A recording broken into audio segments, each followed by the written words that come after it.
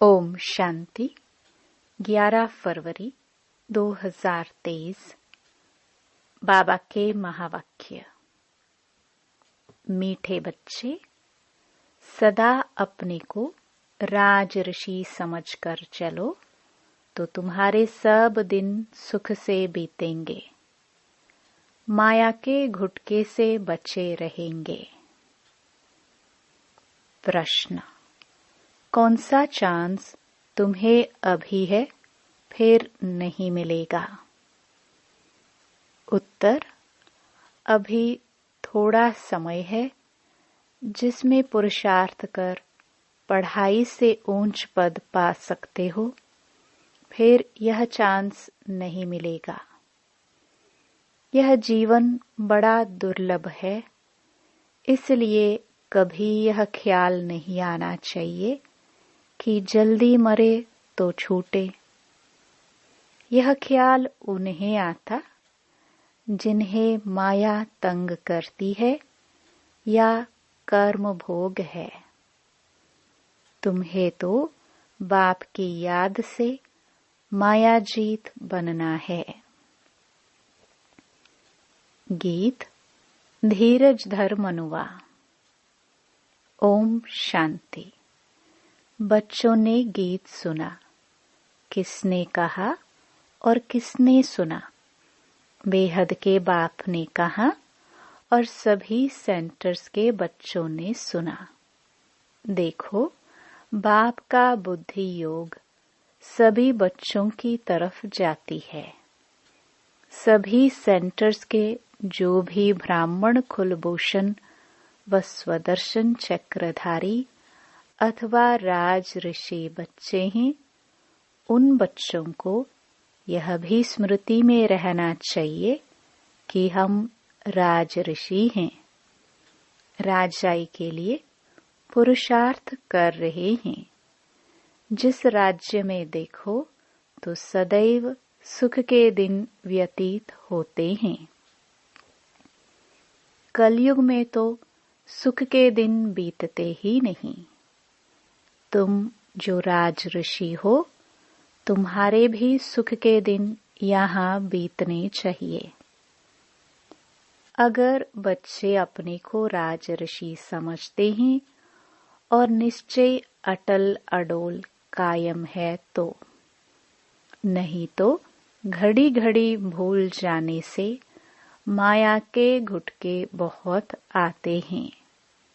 बच्चे जानते हैं कि हम बाप से राजयोग सीख सदा सुख का वर्षा ले रहे हैं अथवा नर से नारायण बन रहे हैं। सो तो सिवाय परमपिता परमात्मा के कोई बना ना सके। परमपिता परमात्मा जब कहाँ जाता है तो किसी साकार व आकार की तरफ बुद्धि नहीं जाती। निराकार बाप को ही याद करते हैं। बाप धीरज देते हैं, बच्चे बाकी थोड़े रोज हैं। यह कलयुग नरक बदल स्वर्ग होगा। हेवन की स्थापना, हेल का विनाश तो गाया हुआ है। भगवान स्वयं बैठ राजयोग सिखाते हैं। कोई भी मनुष्य चाहे हेल का चाहे हेवन का हो, राजयोग सिखला ना सके। बच्चे जानते हैं हम ब्रह्मा मुख वंशावली ब्राह्मण कुलभूषण ही स्वदर्शन चक्रधारी हैं। हम आत्माओं को सृष्टि चक्र की नॉलेज है। देवताएं यह नहीं जानते। स्वदर्शन चक्र श्री कृष्ण को व विष्णु को क्यों दिया है? क्योंकि तुम ब्राह्मण अभी संपूर्ण नहीं बने हो, नीचे ऊपर होते रहते हो। यह स्वदर्शन चक्र निशानी है फाइनल की।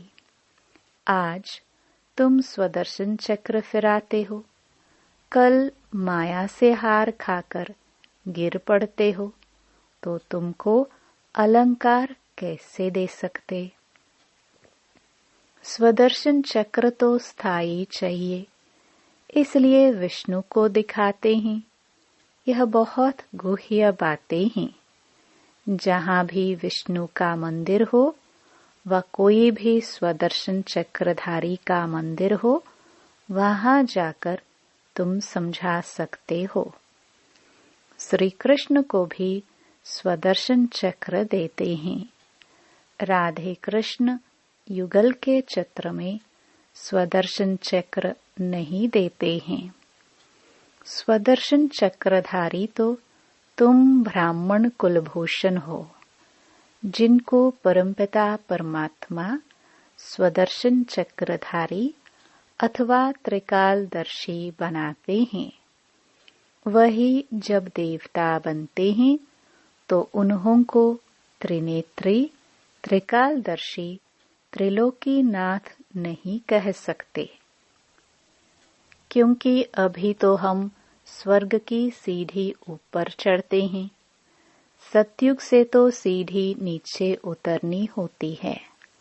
वहाँ यह ज्ञान होता नहीं। वहाँ यह मालूम होता तो तुम राजाई कर न सको। यही चिंता लग जाए तो अब बाप बच्चों को धीरज देते हैं कि घबराओ मत, माया पर जीत पानी है। माया के तूफान आएंगे जरूर, विघ्न पड़ेंगे। इसका इलाज है योग में रहो। माया योग भी तोड़ेगी, परंतु पुरुषार्थ कर योग में रहना है। जो योग में रहेंगे तो उनकी आयु भी बढ़ेगी। जितनी आयु बड़ी होगी उतना अंत तक बाप से योग लगाए वर्षा लेंगे। योग से तंदुरुस्ती को भी ठीक करना है। इसलिए बाप कहते हैं, योगी भव, मेरे को निरंतर याद करो। जितना पुरुषार्थ करेंगे उतना स्वर्ग में प्रारब्ध पाएंगे। तो बाप कहते हैं, बच्चे योग में रहो तो तुम्हारे विकर्म विनाश होंगे। बाकी थोड़ा समय है। तुम ऐसे नहीं कहेंगे कि विनाश जल्दी हो तो हम स्वर्ग में जाए, क्योंकि यह जीवन बड़ी दुर्लभ है। ऐसे नहीं कि अभी शरीर छोड़ फिर नया शरीर लेकर पढ़ाई पढ़ सकेंगे। बाल अवस्था में ही होगा तो विनाश आरंभ हो जाएगा। बालिक भी नहीं बन सकेगा, क्योंकि इसमें छोटे बड़े सबका विनाश होने वाला है। जल्दी मरे यह वही कहेंगे जिनको माया बहुत तंग करती है या कोई कर्म भोग है, उनसे छूटने चाहते हैं, परंतु यह चांस फिर नहीं मिलेगा। इसलिए पुरुषार्थ में जुट जाओ। बाकी तो जब समय आएगा तो ना चाहते भी सबको जाना पड़ेगा, क्योंकि बाप सबको रूहानी यात्रा पर ले जाएगा। ऐसे नहीं सिर्फ 10-20 लाख को ले जाएगा, जैसे कुंभ के मेले पर 10-15 लाख जाते हैं। यह तो आत्मा परमात्मा का मेला है। बाप स्वयं पंडा बनकर लेने आए हैं। इनके पिछाड़ी तो अनगिनत आत्माएं जाएंगी, परंतु ऐसे भी नहीं सब जल्दी जाएंगे। प्रलय हो तो फिर यह भारत खंड ही न रहे, परंतु यह भारत अविनाशी खंड है। यहाँ बहुत रह जाते हैं। फिर सतयुग में एक ही सूर्यवंशी राजधानी स्थापन होगी। कलयुग विनाश हो, सतयुग स्थापन होने में बीच का थोड़ा सा यह टाइम मिलता है, इसमें थोड़े रह जाते हैं जो नए सिर अपनी राजधानी बनाते हैं। बाकी पुरुषार्थ का यही थोड़ा समय है। इसको कल्याणकारी युग कहा जाता है। दूसरे संगम को कल्याणकारी नहीं कहेंगे, क्योंकि नीचे उतरते जाते हैं। अब संपूर्ण सुख से संपूर्ण दुख में आ गए हैं। यह नॉलेज और किसकी बुद्धि में नहीं है।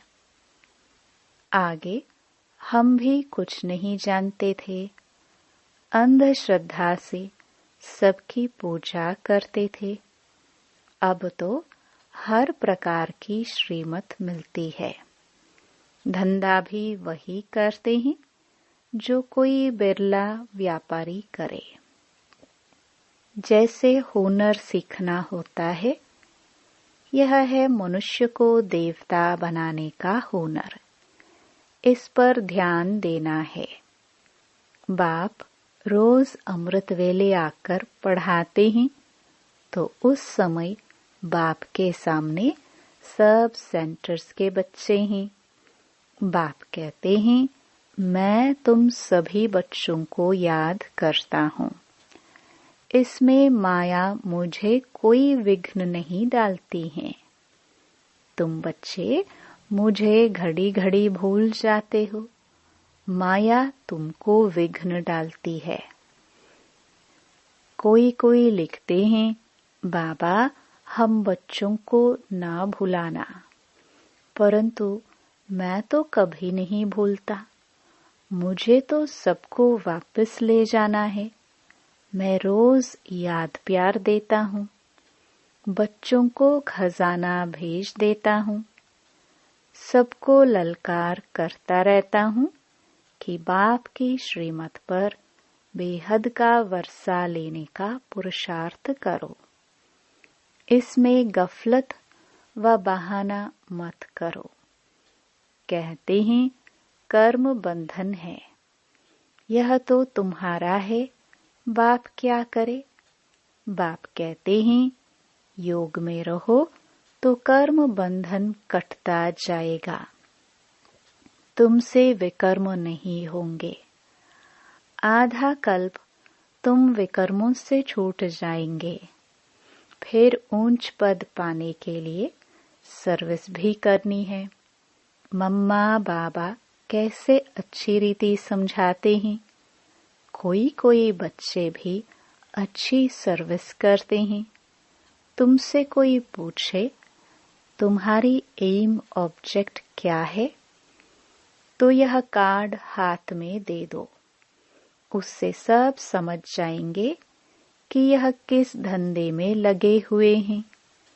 यह तो बड़े व्यापारी हैं। हर एक की रग देखनी है। सबसे अच्छा है चक्र पर समझाना।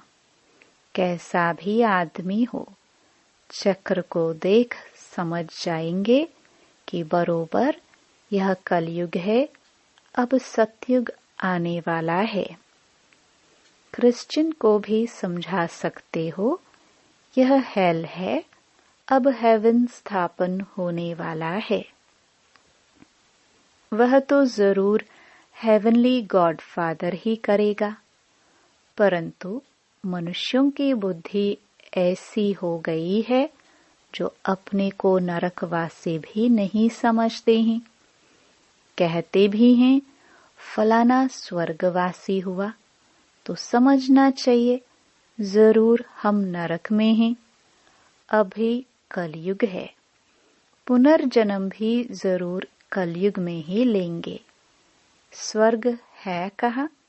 बाबा तो कहते हैं शमशान में जाकर समझाओ, परंतु बच्चे झट थक जाते हैं। समझाना चाहिए अभी तो कलयुग है। अगर स्वर्ग में पुनर्जन्म लेने चाहते हो तो आकर समझो। हम भी पुरुषार्थ कर रहे हैं, जो फिर नरक रहेगा ही नहीं। स्वर्ग में चलना है, वहां विष नहीं मिलेगा, उसको यहाँ ही छोड़ना पड़ेगा। कैसे? यह बाबा युक्तियां बताते हैं। नेपाल में विजय अष्टमी के दिन छोटे बड़े सब शिकार करते हैं।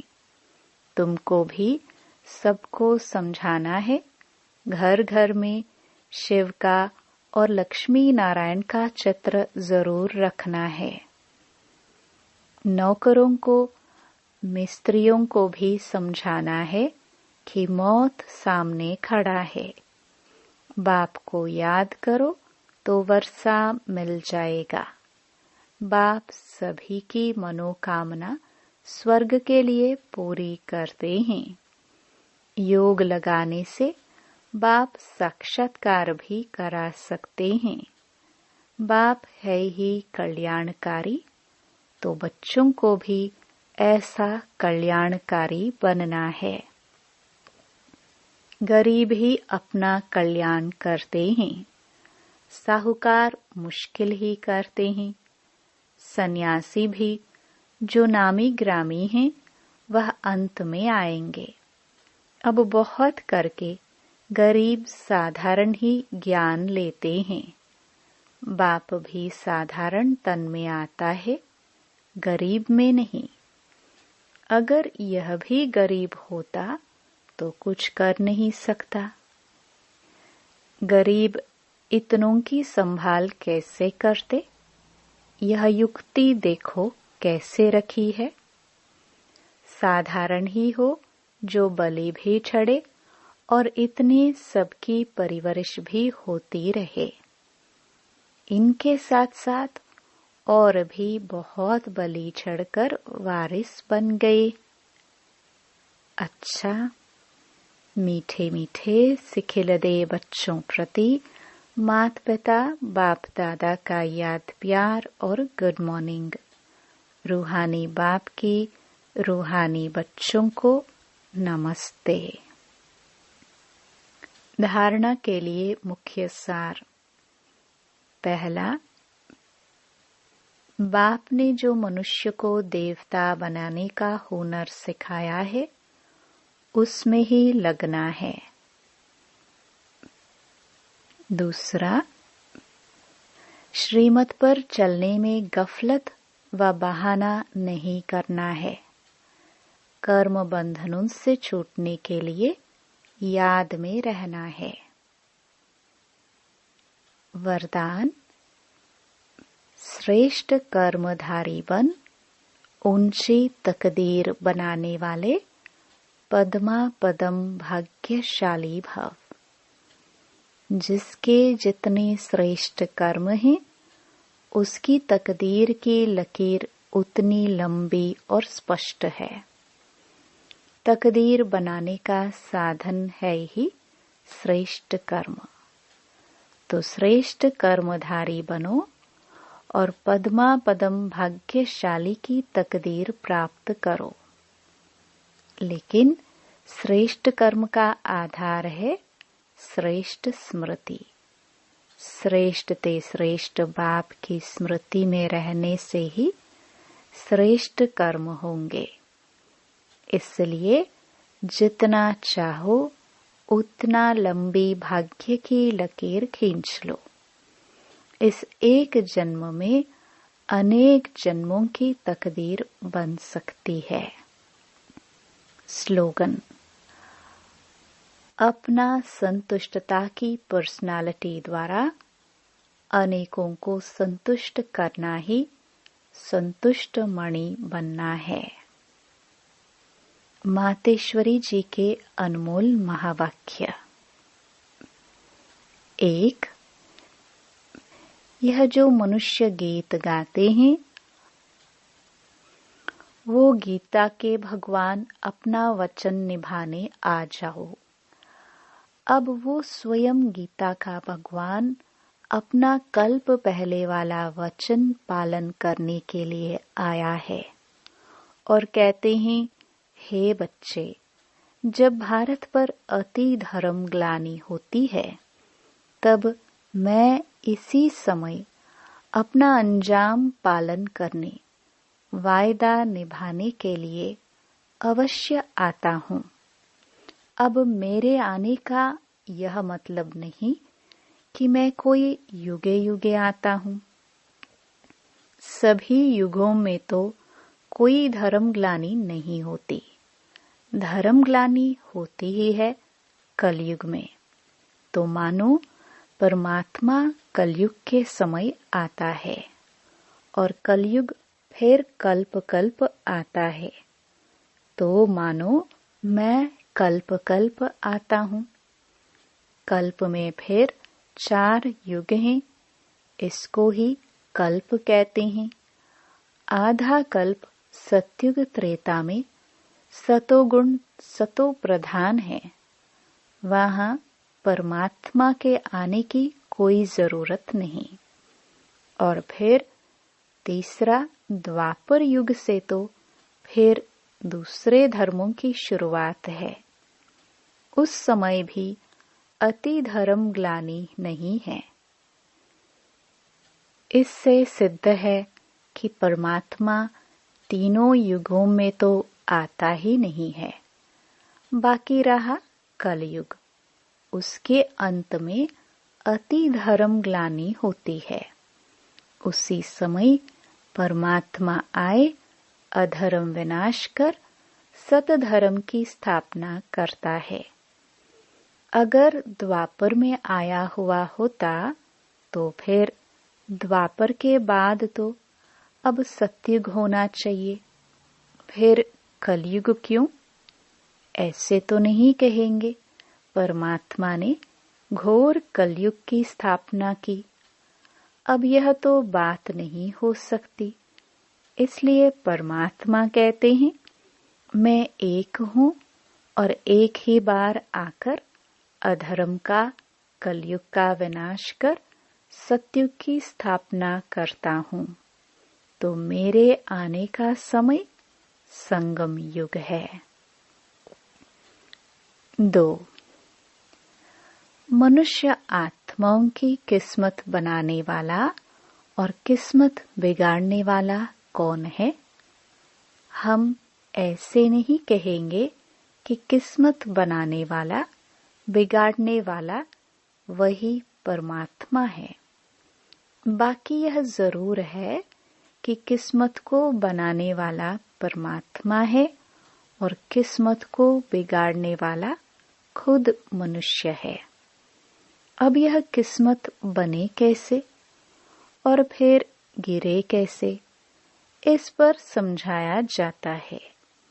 मनुष्य जब अपने को जानते हैं और पवित्र बनते हैं तो फिर से वो बिगड़ी हुई तकदीर को बना लेते हैं। अब जब हम बिगड़ी हुई तकदीर कहते हैं तो इससे साबित है कोई समय अपनी तकदीर बनी हुई थी जो फिर बिगड़ गई है। अब वही फिर बिगड़ी तकदीर को परमात्मा खुद आकर बनाते हैं। अब कोई कहे परमात्मा खुद तो निराकार है, वो तकदीर को कैसे बनाएगा? इस पर समझाया जाता है, निराकार परमात्मा कैसे अपने साकार ब्रह्मा तन द्वारा, अविनाशी नॉलेज द्वारा हमारी बिगड़ी हुई तकदीर को बनाते हैं। अब यह नॉलेज देना परमात्मा का काम है। बाकी मनुष्य आत्माएं एक दो की तकदीर को नहीं जगा सकती हैं। तकदीर को जगाने वाला एक ही परमात्मा है, तभी तो उन्हों का यादगार मंदिर कायम है। अच्छा, ओम शांति।